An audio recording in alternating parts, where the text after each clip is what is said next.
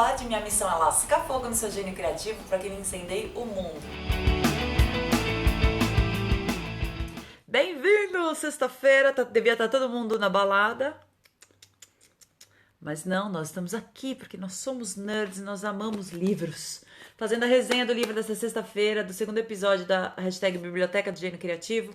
Vamos falar do Foco, livro do Daniel Goleman. Estava dizendo que o Daniel Goleman escreveu aquele sucesso mundial, o Inteligência Emocional. E esse livro aqui dele é de 2013. E também está fazendo um super sucesso. Já faz um ano que o pessoal está falando bastante desse livro e ele realmente é muito bom. Vocês podem perceber aqui, fiz várias anotações, vários lapisinhos felizes para falar aqui com vocês, tá? Um dos motivos, esse foi um dos primeiros livros que eu li quando eu comecei a falar a estudar sobre processos criativos, como o cérebro organiza os pensamentos, foi esse livro aqui, achei muito interessante. E ele abre o livro, assim, logo no primeiro capítulo, falando uma frase muito interessante, que assim, que a atenção é tipo um músculo. Se você não usa o seu músculo da atenção, o músculo atrofia, claro. E se você pratica o músculo da atenção, ele fica mais forte e expande. Então essa coisa de que eu não tenho foco, eu não sou uma pessoa focada, é balela. Todo mundo, assim como eu brinco que todo mundo é criativo, todo mundo pode sim exercitar o músculo da atenção e do foco. Então isso já é um sight of relief de todo mundo aí. Outra coisa que ele diz também logo no começo, que ele já começa explicando, é o seguinte, 3 tipos de foco, ele diz, basicamente existem a serem desenvolvidos na vida, que é o foco interno, ou seja, aquele que coloca a gente em sintonia com as nossas intuições pessoais e os nossos valores. O foco no outro, ele tem um capítulo muito grande sobre empatia também, que o foco no outro nos conecta com as pessoas ao nosso redor, as pessoas da nossa vida. E o foco externo, ou seja, que é aquele que nos ajuda a navegar e interagir com o mundo ao nosso redor, né? Então, assim, o modo como a gente aplica o foco na nossa vida determina o que a gente vê. Ou seja, como diz o Yoda em Star Wars, o seu foco é a sua realidade. Então, assim, o que você está vendo na sua vida? Se você acha que você atingiu um platô, que nada de interessante acontece, que tá tudo a mesmice tomou conta geral, talvez você esteja olhando para as mesmas coisas, ou talvez você esteja focando a sua atenção nas coisas erradas. É muito legal isso, é uma coisa meio de materializar os desejos, né, quase, uma coisa empírica, assim, mas isso que é bacana, tem uma explicação neural, né, tem uma explicação de que a gente é aquilo que a gente enxerga. Então, assim, o Goleman diz nesse livro que as pessoas que estão focadas, elas costumam desenvolver, focadas assim na sua vida, nesses 3 tipos de foco, o seu foco interno, com a sua intuição, o foco no outro, observando e prestando atenção nas outras pessoas, e o foco externo ao mundo, ao redor, as pessoas que estão com esse foco bem trabalhado, elas costumam ter um bom trabalho, elas costumam se envolver naquilo que elas acreditam que tem uma importância para elas. Então, que esse foco, ele é de uma pessoa assim conectada com o mundo ao seu redor e conectada com o mundo interior, ele é direcionado para as paixões. E esse foco deixa as pessoas mais felizes. Já se você vive aí sonhando acordado, sentindo que o dia precisa ter mais horas, porque você não dá conta de fazer tudo, ou você desperdiça horas preciosas do seu dia navegando pela internet, não que a internet seja uma coisa ruim, pelo contrário, pode ser uma coisa maravilhosa, mas se você gasta muito tempo em redes sociais, curtindo fotos, lendo 1000 notícias, uma nada a ver com a outra, totalmente disperso pela internet, você vive num estado constante de dispersão de atenção. E é isso que traz motivação, desmotivação na vida das pessoas. Aquela sensação de que parece que nada acontece, tá tudo um marasmo, nada de novo surge, né?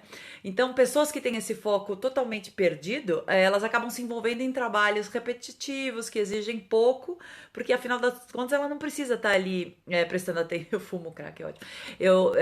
Repetidos ali, não precisa estar prestando atenção, né, no que está acontecendo. E ainda um terceiro tipo, ainda também tem gente que acha que você pergunta, fala, e aí, como é que tá a vida? Não, a vida está uma correria, nunca trabalhei tanto, tô totalmente exausto. É uma pessoa que vive em constante estresse. O foco dessas pessoas que estão o tempo inteiro produzindo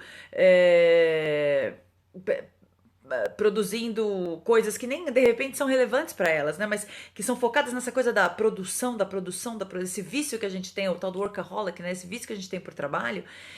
Pessoas assim começam a fazer com que o seu foco fique só nas preocupações e não no que o trabalho tem de bom. Então, o que acontece? Você aumenta o seu nível de estresse, e isso faz com que aumente o seu nível de cortisol e adrenalina no sistema nervoso, e isso acaba dando um esgotamento mental na pessoa, né? Então, isso aqui são todas é o Daniel Goleman que fala isso no livro Foco, né? Então, assim, isso é muito interessante porque é um pouco do que a gente vive nesse contexto nosso agora, né? Em que as redes sociais são uma bênção, a internet é uma bênção, mas ela também, ao mesmo tempo que ela pode aproximar as pessoas, ela acaba afastando nós de nós mesmos. E isso é super acontece, eu mesmo. Quem aí nunca esteve tá vendo a televisão, tá no celular e às vezes tá falando com a pessoa que tá do lado, sabe? Então, peraí, você tá vendo TV, você tá interagindo nas redes sociais, você tá conversando com a pessoa do seu lado.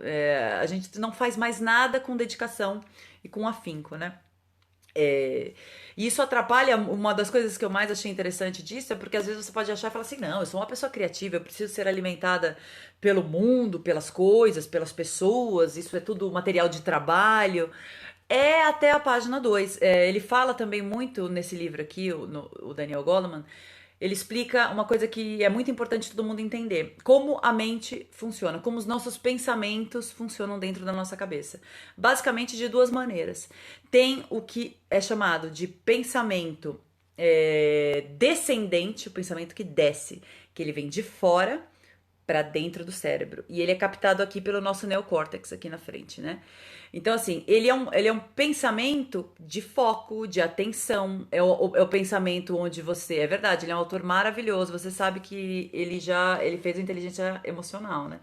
Então, esse pensamento descendente que desce para sua cabeça de fora para dentro, como se seu cérebro fosse uma anteninha.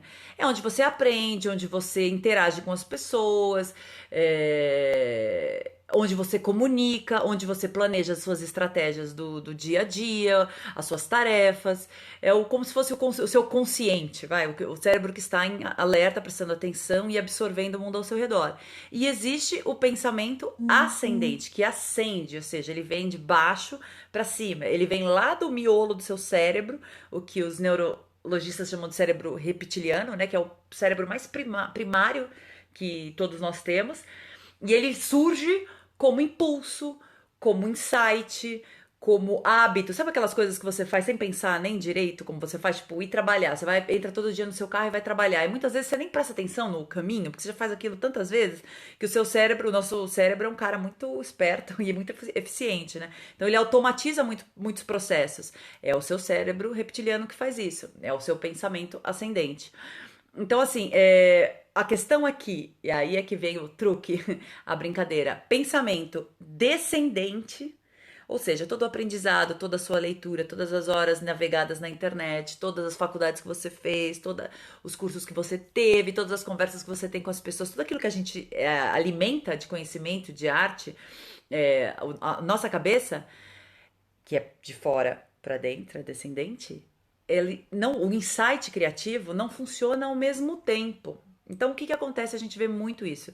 Gente em véspera de vestibular, fritando os cocos para estudar. Gente que está pesquisando, às vezes, alguma forma de realizar um trabalho de uma maneira diferente, inovadora, também tem que se alimentar muito, tem que ler muito, fazer muitos cursos. Também, tudo empurra. A gente está empurrando conhecimento para o nosso cérebro. O momento eureka, a intuição, o insight da solução, enquanto você está empurrando o conhecimento, você está bloqueando o caminho ascendente dessa inspiração. Então, assim, não tem como. Você pode morrer de estudar, você pode morrer de ler, você pode morrer de ir para a faculdade e ficar 12 horas por dia na faculdade.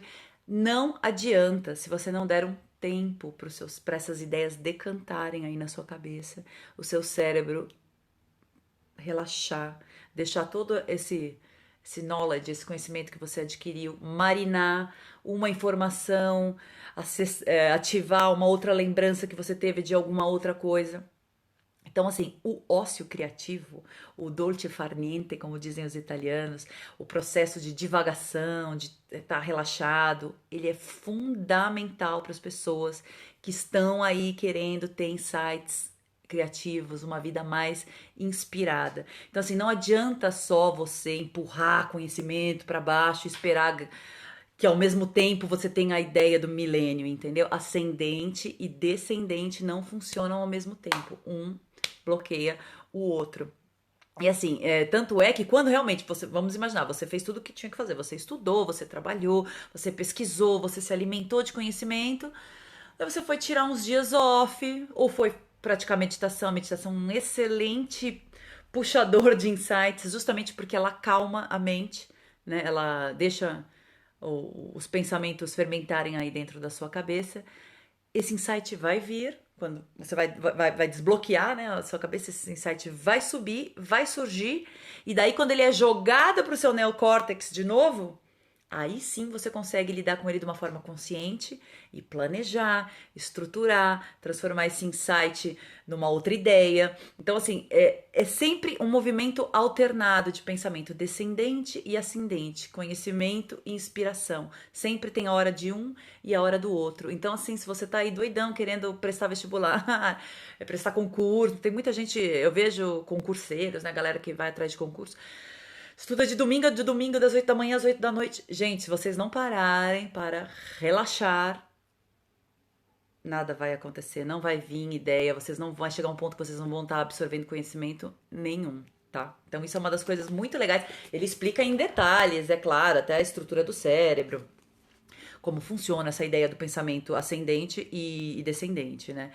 Então, assim, daí ele tem uma citação também no livro, uma hora que é muito legal, que o Einstein dizia que a mente intuitiva é um dom sagrado e a mente racional é um servo fiel. Criamos uma sociedade que honra o servo, ou seja, que honra a nossa capacidade de ser inteligente, de racionalizar as coisas, mas que se esqueceu do dom, que se esqueceu da intuição. Então, assim, não adianta, então, trabalhar 10 horas por dia e esperar criar alguma coisa inovadora, né? Se você for... A gente já vem observando que as pessoas já entenderam esse processo. Se você olhar o mercado das startups de tecnologia, eles foram, acho que foram um dos primeiros a descobrir que incorporar a brincadeira, incorporar o dolce far niente, um pouco de ócio no dia a dia, até no próprio ambiente de trabalho, é uma das melhores coisas para ativar a criatividade nos funcionários. Então você vai no Google, você vai na Pixar, a gente vê por aí sempre essas startups e fica todo mundo encantado, os escritórios são lúdicos, é a floresta amazônica dentro do lugar, tem a sala de pebolim, é a sala do Xbox, porque eles sabem que não adianta o cara ficar bitolado lá, ele não vai conseguir fazer ou resolver o pepino que muitas vezes ele tem que resolver se ele não tiver esse momento para relaxar e deixar o pensamento ascendente subir, né? Então, assim, outra coisa que costuma atrapalhar muito o seu dia a dia no seu trabalho, né? Que é uma coisa que interrompe essa coisa do foco. E eu não consigo, sinceramente, é uma opinião pessoal, eu não consigo entender a necessidade hoje, 2016, da pessoa entrar no trabalho às 8, 9 horas da manhã e sair às 6, 7, 8, 10 horas da noite. Porque ninguém consegue produzir 8, 9 horas por dia sem parar. Se você começar a anotar aí no seu trabalho quantas horas efetivas você produz, se você chegar à metade desse tempo, se você produzir 4 horas e meia por dia, você é um gênio. Sério, ainda mais se a gente levar em consideração que você é atrapalhado o tempo inteiro por telefone tocando, e-mails tocando, reuniões. Quem nunca estava no... Eu já trabalhei em agências de publicidade, você estava no meio de um processo de criação de um material super legal, reunião em 15 minutos na minha sala para discutir o sexo dos anjos, você entendeu? Você rompe, são coisas rompendo, tirando o seu foco de onde ele tem que estar e rompendo. É por isso que é trabalho escravo, é verdade. É isso mesmo, porque é ilusório, entendeu? Achar que a pessoa vai produzir 8, 9 horas por dia sem parar. Era muito mais interessante fazer essa pessoa trabalhar meio período, no escritório, por exemplo, o cara chega às 8 da manhã, fica até 1 da tarde. Depois ele sai para almoçar e ele termina de trabalhar na casa dele. E ele vai ter tempo, se ele precisar ir no banco, se ele precisar resolver um problema pessoal, se ele for correr 1 hora no parque, para arejar as ideias. Quando ele voltar para trabalhar às 3, 4 horas da tarde, ele ainda tem 2, 3 horas para produzir, e eu tenho certeza que ele vai conseguir produzir muito mais do que se ele estivesse no escritório tendo que fingir que trabalhava. Quem aqui nunca fingiu trabalhar?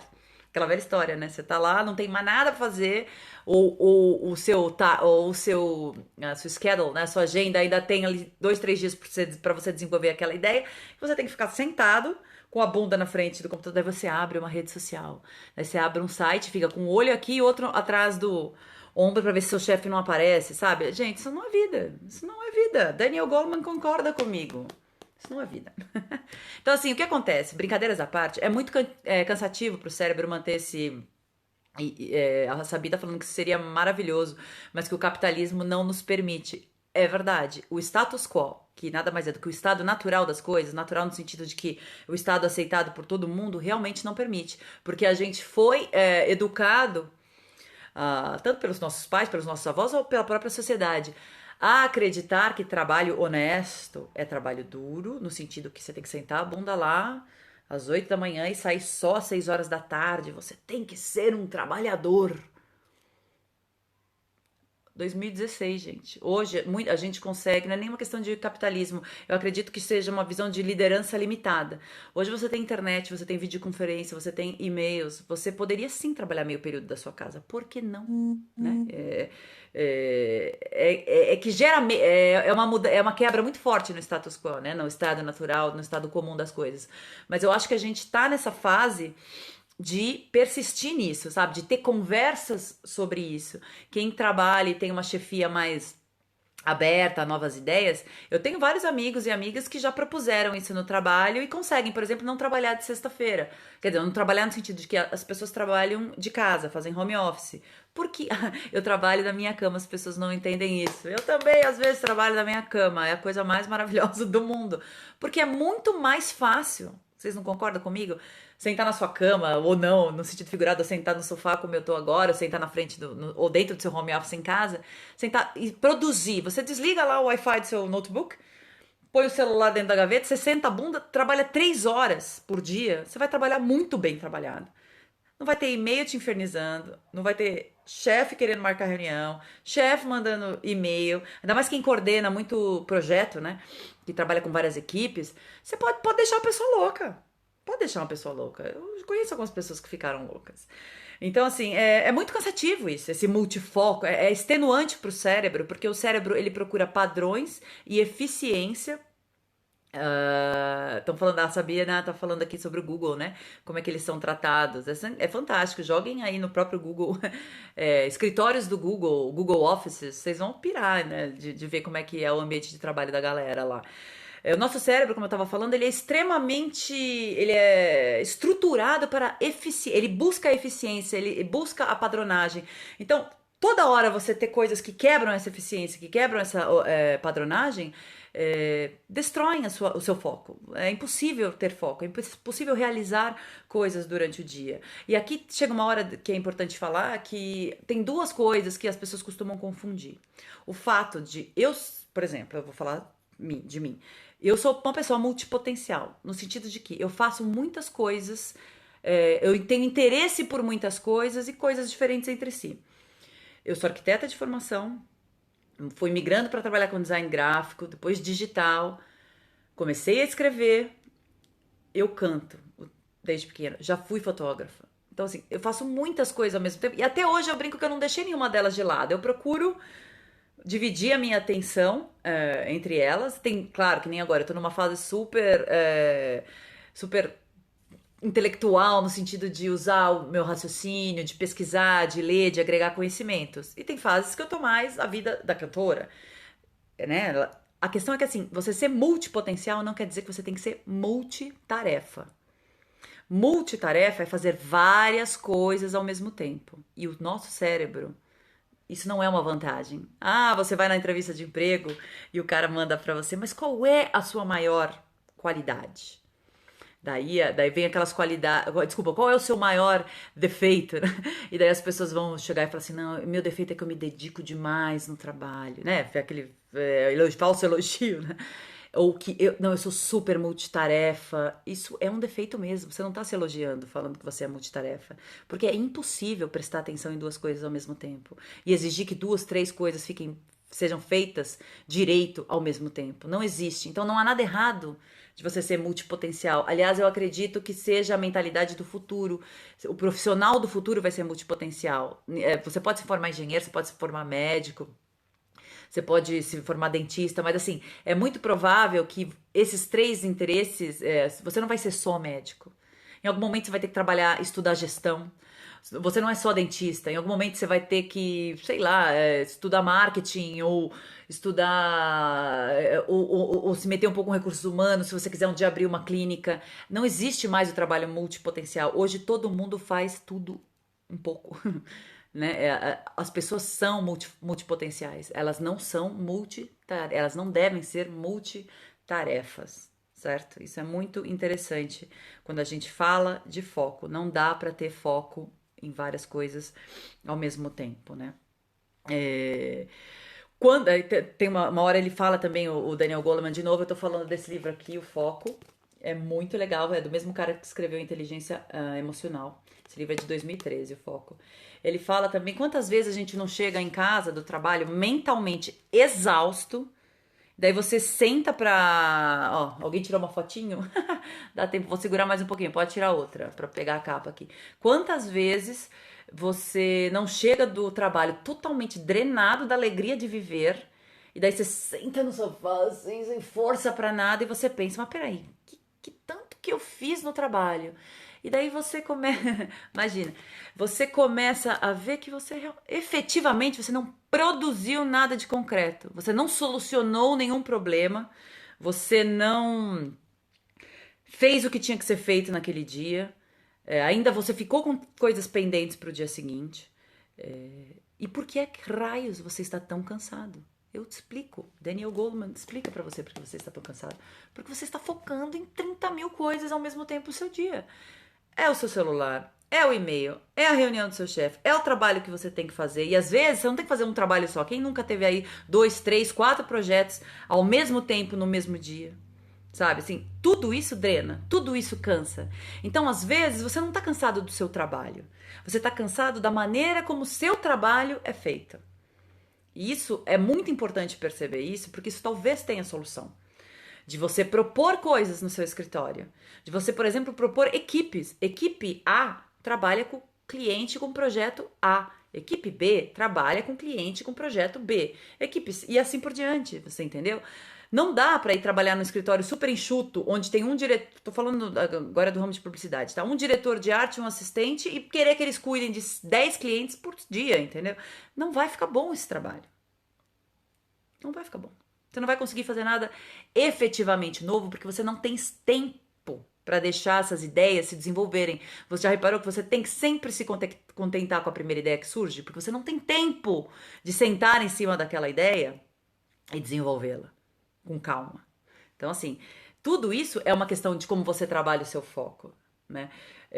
Então, assim, essa mente cheia, lotada de tarefas, e muitas tarefas que não agregam em nada no valor do seu trabalho, é complicado. Então, assim, ele diz muito isso e eu também aplico muito na minha vida, e a dica que eu gostaria de dar aqui para vocês hoje na resenha desse livro, que é o seguinte: não adianta se matar de trabalhar, não adianta estudar até morrer, não adianta, você precisa reservar um tempo para você. Você precisa reservar um tempo para desconectar, um tempo para não fazer nada. De preferência, todos os dias você ter uma hora por dia, que seja meia hora por dia, onde você está totalmente. Eu estava louca para ler esse livro. Espero que eu tenha plantado a sementinha aí para você comprar e ler, porque ele é muito bom. Então, assim, vá caminhar, corra. Meditação, mindfulness, atenção plena. Se você é uma pessoa que tem a vida muito corrida, às vezes você é mãe, você trabalha, tem 15 filhos, aquela loucura, a meditação pode te ajudar muito. 10, 15 minutos por dia, na hora que você acorda, ou antes de você ir dormir à noite, pode, acredita em mim, fez maravilhas pela minha vida, pode fazer maravilhas pela sua vida. Você pode tirar tempo para ler, por exemplo. Quantas pessoas adoram ler e falam a maldita frase: eu não tenho tempo para ler. 15 filhos não é uma brincadeira, né, Ítalo? Você tem 1, 2 filhos, às vezes 3, é complicado. Para mulheres, né, tão conscientes disso, que acaba sobrando pra gente mesmo agenciar essa agenda das crianças e ter que trabalhar e ter que produzir, é super complicado. Então, assim, encontre um tempo pra você. Às vezes você não precisa aprender mais, às vezes você não precisa estudar mais, às vezes você precisa fazer o contrário. Você precisa fazer menos dessas coisas, tá? Então, assim, outro ponto importante desse livro, agora falando do último capítulo, é a questão da empatia. Ele fala muito sobre empatia. É o assunto do. Eu brinco, não é o, brinco, não, é uma brincadeira onde eu falo sério, mas é o assunto do momento mesmo, porque a gente percebeu que essa vida capitalista de viver olhando para o próprio umbigo, para os próprios interesses, deprimiu geral, né? Ninguém se tornou uma pessoa melhor, o mundo não se tornou um lugar melhor, pelo contrário. Então, assim, ele fala muito sobre empatia, que é o que ele chama de o foco no outro, né?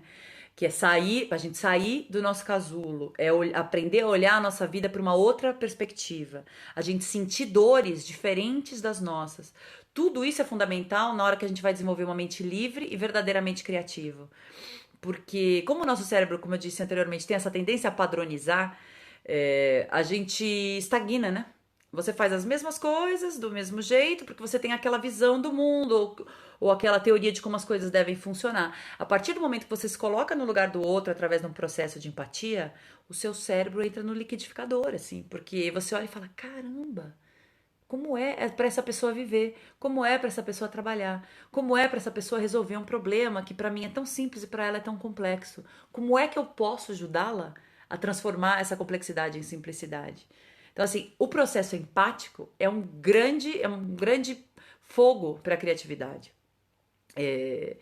Então, assim, é importantíssimo, é de extrema importância, eu diria, focar a atenção nas soluções também para a vida do outro, não só na nossa vida. A gente está aqui para fazer, a gente mora todo mundo junto, né? 7 bilhões. E é tão bem para a liderança, é verdade.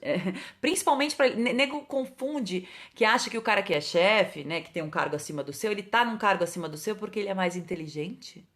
Ou porque ele estudou mais? Às vezes isso acontece, mas eu vou falar que não deveria ser por isso. Esse cara devia ter esse posto de liderança porque ele sabe liderar, ele sabe inspirar as pessoas, ele sabe comandar equipes, ele sabe extrair o que essas pessoas têm melhor. E um chefe, aliás, vou além, eu diria que um chefe inteligente, um bom líder, se cerca de pessoas muito mais inteligentes do que ele. Entendeu?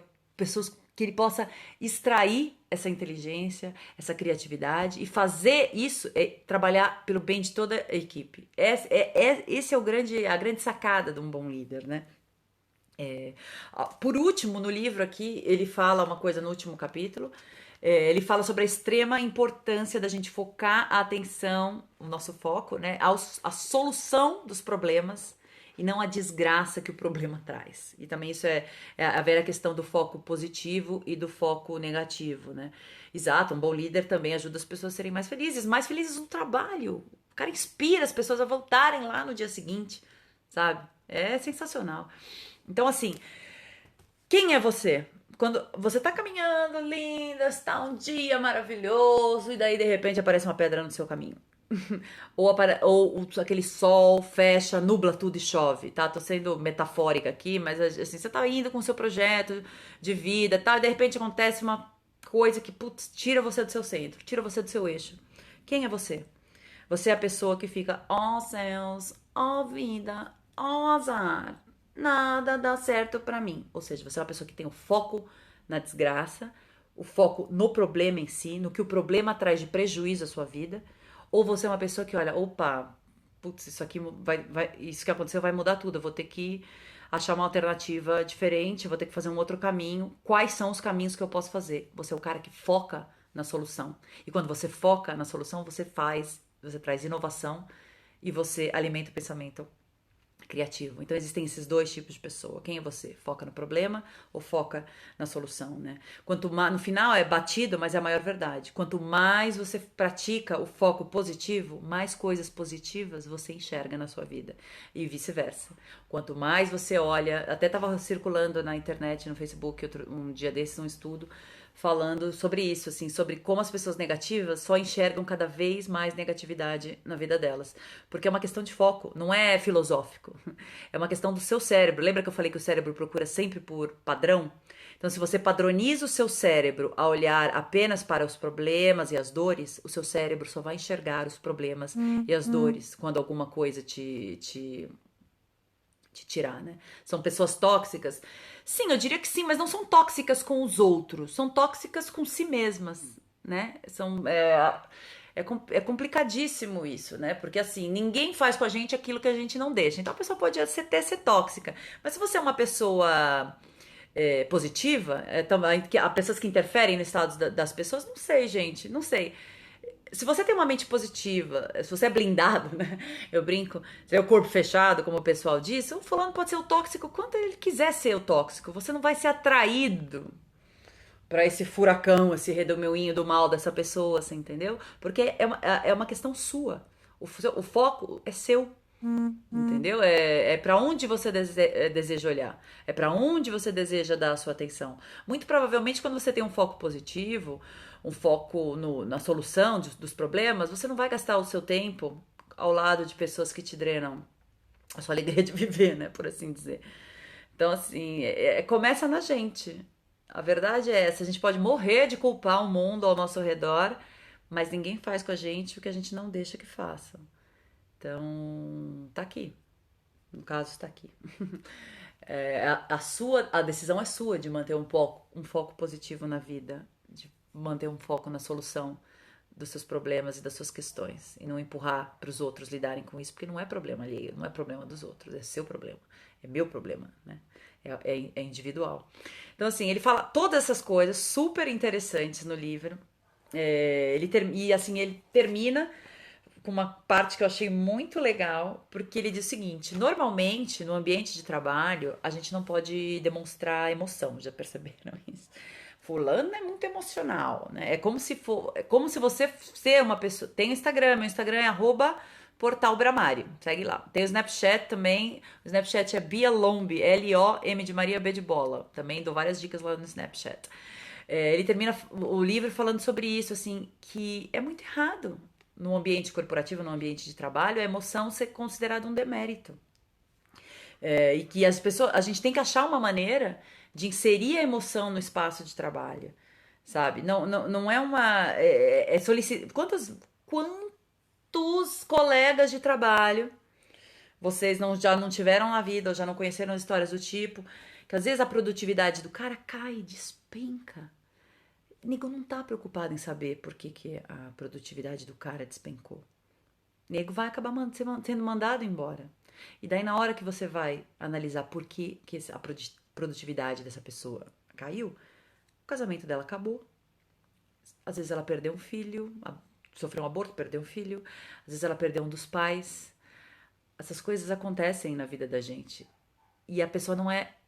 no ambiente de trabalho ela não consegue sentir segurança para demonstrar emoções. Não são em todos, claro que existem trabalhos que têm recursos humanos maravilhosos e onde é possível ter essa conversa. A pessoa não consegue pedir uma licença de trabalho, adiantar umas férias, sei lá, algo, não se consegue chegar a um consenso para essa pessoa resolver um problema. Ela não virou um mau profissional do dia e da noite, ela é a mesma pessoa. Às vezes coisas ruins aconteceram com essa pessoa. Então, assim, ele acaba o livro, eu acho lindo isso, porque realmente a gente precisa achar um jeito de embutir emoção no ambiente de trabalho. Ou que pelo menos que as questões emocionais possam ser trabalhadas dentro do ambiente de trabalho, onde você se sinta livre e seguro para pedir ajuda. Daí você vai ter essa síndrome. O que acontece quando o seu ambiente de trabalho não tem esse espaço? Quantas pessoas vocês não conhecem com a síndrome de burnout? A pessoa literalmente se gasta, se queima. Ela não consegue achar ajuda. Quantas pessoas já não sofreram que vocês conhecem com síndrome de burnout? Talvez se elas tivessem dentro do ambiente de trabalho, dentro do escritório, essa liberdade para falar sobre as emoções, isso não aconteceria, ou arranjos que ela pudesse fazer. Tô me sentindo muito sobrecarregada. É possível eu trabalhar às tardes em home office? É possível eu trabalhar só às sextas-feiras ou só à segunda no home office? Ia me ajudar muito, ter um pouco mais de tempo, ter um pouco mais de tempo pra mim. São discussões que, gente, é 2016, sabe? É... Sabina tá falando aqui, tava pensando hoje sobre foco. Eu falo, ó, transmimento de pensação, são coisas que surgem ao mesmo tempo, né? Ela deveria ter, essa pessoa deveria ter essa liberdade, né? Então, assim, são muitos os temas que o Daniel Goleman trata nesse livro Foco. Para quem está no mercado empresarial ou no mercado da criatividade, e todos somos criativos, gente. O engenheiro é criativo, o dentista é criativo, o advogado é criativo, todo mundo é criativo, não é só o artista, é meu mantra, eu vivo repetindo isso. O ser humano é criativo, a gente não teria virado Homo sapiens se a gente não fosse criativo, tá? Então, assim, transmimento de pensação. Então, assim, você é criativo aí do outro lado. Eu sou criativa aqui do outro. A gente tem que achar uma maneira de escutar essa criatividade, ou como eu gosto de chamar, o gênio criativo dentro de todo mundo tem um gênio criativo que mora lá dentro. Às vezes ele tá morrendo de sono, às vezes ele tá morrendo de fome, às vezes ele tá morrendo de desmotivado, né? Totalmente. Mas ele está lá, ele está aí dentro. Lá não, ele está aí dentro de você, né? Então, assim, esse falei um pouco, muito rápido, porque meu intuito é que vocês comprem o livro, leiam e tirem as suas próprias conclusões. Não vou ficar aqui fazendo o resumo de vestibular para vocês do livro. Eu quero muito que vocês comprem. E depois podem até me mandar um e-mail, bater um papo sobre esse assunto. Meu e-mail é contato@bramari.com.br. Bramare.com.br. A gente pode bater altos papos sobre esse livro aqui, que eu vou adorar. Alguém aí acionou aí alguma ideia, algum insight dessas coisas que eu tô comentando sobre o livro, quer fazer alguma pergunta, quer fazer alguma colocação de repente? A gente tem um tempinho aqui pra bater um papo, dá pra gente bater uns 5, 10 minutos de papo. Qual é a coisa mais difícil na hora que vocês enfrentam, na hora de vocês sentarem e trabalhar? Sentarem e fazer o que tem que ser feito. O que costuma atrapalhar? Assim, a rotina de vocês, o dia a dia de vocês. É fazer muita coisa ao mesmo tempo, é ser interrompido o tempo todo, é estar exausto mentalmente, não conseguir focar. O que é mais difícil para vocês quando a gente fala sobre trabalho, né? Vocês podem deixar a perguntinha aí que eu vou ler e vou tentar responder. Se o tema agrada a vocês, se vocês estão procurando ter uma vida com mais criatividade, uma vida com mais autonomia, uma vida com mais de acordo com então, pois é, o Jonathan tá falando assim que interrupções são horríveis, esse é um problema de trabalhar em casa. Realmente pode ser. Se você não tá sozinho em casa, se você tá com crianças, se você tem filhos, ou gente ou às vezes você trabalha, mora com seus pais e seus irmãos estão entrando e saindo do quarto o tempo inteiro. Realmente é a mesma coisa do escritório. Sabe o que muita gente costuma fazer e costuma ser uma boa? É espaço de coworking, né? Que é aqueles lugares que você vai, aluga uma sala para sentar e trabalhar em paz, sem telefone tocar e sem ninguém te interromper. Essa é uma solução boa para quem não consegue ter sossego em casa. Eu consigo super ter sossego em casa, porque sou eu e meu marido, então cada um tem o seu espaço, é tranquilo, mas realmente se mora com a família, pode ser, e a família tá o tempo inteiro em casa, pode ser várias tatuagens, né, verdade. Pode ser uma coisa bem complicada, talvez uma ideia boa é ver espaço de coworking, ou tirar uma tarde por semana você trabalha numa cafeteria, por exemplo, né, então, olha, a Renata tá falando aqui que não tá conseguindo comentar no Periscope. Ah, mas que coisa! Ela tá falando que ela tá precisando de ela mandou olha esse mundo conectado, né? Ela mandou um inbox no Face. Quem não tem cão, caça com gato, né? Que ela tá falando que ela tá com muitos projetos, que ela tá adorando, mas que ela não tá sabendo focar e encontrar prioridade. É verdade, isso é necessário, viu, Rê? Aquilo que eu tava falando, ter multi-interesses, multipotencialidades na sua vida é maravilhoso. Mas se sobrecarregar, sentir que você tem a obrigação de fazer todas essas coisas ao mesmo tempo, desgasta muito mesmo, desfalca, né? O cérebro aí dá ruim na cabeça. Talvez uma solução boa, Rê, não sei, eu costumei muito tempo fazer assim com as minhas coisas. É ter dia, sabe? Por exemplo, segunda e terça-feira eu cuido desse projeto A. De quarta e quinta-feira eu cuido desse projeto B. E de sexta-feira eu só lido com o projeto C. sabe? Você ter dias pra você fazer. E daí realmente, tipo, seguir a tabelinha, né? Não, se surgir uma. É o que eu faço. Às vezes eu tô trabalhando, por exemplo, hoje é dia de trabalhar no blog, atualizar o blog, escrever ideias pro blog. Legal. Se no meio que eu tô fazendo isso, porque acontece, né? Que você tá lá com a criatividade, gerando conteúdo e tal, às vezes surge uma ideia pra um outro projeto. O que eu costumava fazer antes, anos atrás? Eu largava aquilo que eu tava fazendo e corria pra. Ah, não, peraí, essa ideia eu não posso perder, eu tenho que sentar aqui, tenho que fazer. Então eu ficava cheia de coisas pela metade. Então hoje o que eu faço? Eu tenho um caderninho, nem tá aqui, tá em cima não dá pra pegar, tá em cima do home office. Eu tenho um caderno, então assim, às vezes você tá trabalhando, surge uma ideia de um outro projeto. O que eu faço? Eu paro ali 30 segundos, eu anoto, projeto, no dia, né? Às vezes, vai, quinta-feira é dia de fazer aquilo. Na quinta-feira eu falo, olha, ideia, pensar melhor sobre isso. E esqueço aquilo e continuo a fazer o que eu estava, continuo com o meu foco naquilo que eu estava fazendo. Isso, assim, me ajudou demais. Demais. Tá falando aqui também a Embedded. Falou que ela vai pra um lugar quietinho, num horário mais quietinho. É uma ótima ideia. Tem gente, por exemplo, eu sou muito assim, que trabalha de madrugada. Adora trabalhar de madrugada.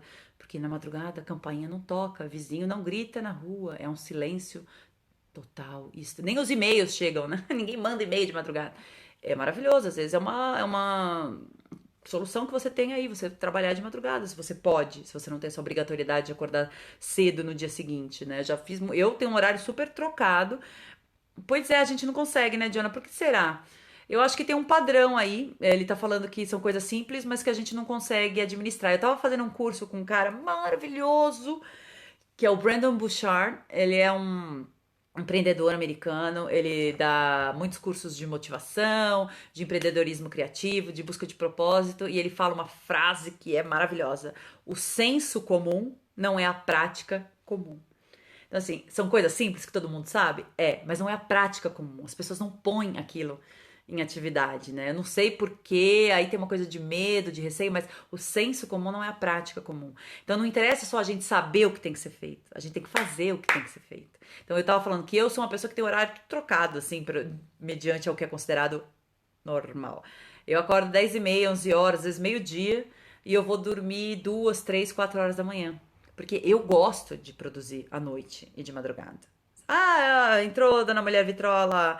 Se a Rê, que ilustrou meu livro maravilhoso, Criatividade Empática. Vou falar mais sobre ele daqui a pouquinho. Vocês estão muito elogiativos, estou gostando, viu? Muito obrigada pela gentileza de vocês. Mas é isso, né? Então, assim, perguntem-se o que é senso prático e o que é senso. O que é prática. Desculpa, senso comum e o que é prática comum. Assim, coloquem, não são coisas diferentes e difíceis, desculpa, para você conseguir colocar no seu dia a dia ou propor no seu ambiente de trabalho. Se você está achando difícil manter o foco, eu gostaria muito que as pessoas trabalhassem, tivessem um trabalho onde elas tivessem a liberdade para ter esse tipo de conversa, porque é bom para o trabalho, é bom para os projetos que vocês estão lidando aí, é bom para a empresa. Funcionário feliz, funcionário produzindo, é bom para todo mundo. Essa é a mentalidade dos anos 2010, desde 2010, 2015, né? 2010, agora 2016, que a gente tá, nesses últimos 5, 6 anos, a gente vem se encaminhando para ter esse tipo de liberdade no trabalho, né? Então fica assim, fica a minha dica de leitura, né? E fica a minha sugestão para que vocês coloquem esses assuntos em pauta nos escritórios de vocês. Não como uma reclamação, mas uma conversa honesta mesmo, num bate-papo legal. Embed, tá me falando para eu explicar como é a minha rotina aqui nesse Periscope. No momento, eu falei, eu faço muitas coisas ao mesmo tempo. A minha carreira musical, eu tô fazendo muito poucas coisas, porque eu tô muito mais focada em escrever e pesquisar sobre criatividade. Não é de hoje isso, tá? Já faz uns 2 anos, mais ou menos, que eu tô nessa pesquisa ferrenha, estudando bastante. O primeiro fruto disso é um livro que a Mulher Vitrola, que estava aqui há pouco tempo falando, ela ilustrou esse livro. É o meu livro, ele chama Criatividade Empática. Como a curiosidade, criatividade e empatia podem transformar a sua vida e fazer você descobrir o seu propósito nesse planeta. Ele tá em campanha no Kikante, esse livro. de arrecadação. Já estamos indo em 2 semanas só de campanha, já estamos batendo quase 40% da meta, né, Rê? Entrem lá, é kikante.com.br/criatividade empática. As minhas transmissões, onde eu faço as resenhas do livro, acontecem às sextas-feiras, às 9 horas da noite, tá? Eu tenho horário fixo, que é para todo mundo manter aí na agenda e saber sempre quando encontrar. Mas caso vocês venham a perder uma das transmissões, eu arquivo também todos esses periscopes dentro aqui do meu perfil no Periscope, então você pode assistir depois, se porventura você não conseguir estar online às 9 horas da noite de sexta-feira.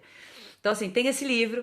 Então, a minha rotina é muito assim, até uns meses, até o ano passado, eu acordava às 10h30, 11 horas da manhã, como eu disse, tomava meu café da manhã, daí eu sentava para escrever.